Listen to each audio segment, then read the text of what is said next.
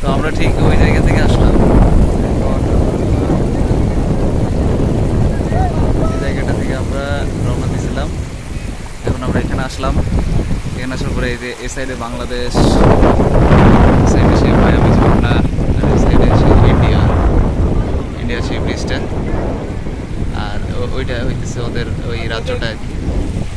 ইনি আমাদেরকে এখানে এই নদীর মাঝখান দিয়ে নিয়ে আসছেন, তাকে এখন এই নৌকাটা ঠেলে ঠিক ওই জায়গাটায় নিয়ে যাইতে হবে।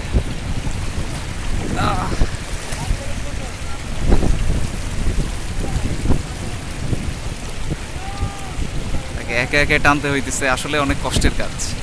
100 টাকা যে ভাড়া নিতেছে মাত্র, এটা কিন্তু আসলে মানে যৌক্তিক, কারণ দেখেন ওনাকে একা একা ঠেলে কত দূর নিয়ে যাইতে হইতেছে। ঠিক ওই জায়গাটাতে, এই জায়গা থেকে শুরু করে, এখান থেকে শুরু করছেন উনি ঠেলা, এই প্রচণ্ড স্রোতের মধ্যে, এই স্রোতে ওনাকে ওই জায়গা পর্যন্ত নিয়ে যাইতে হইতেছে। ওইখানে আমরা যে আবার নৌকায় উঠবো।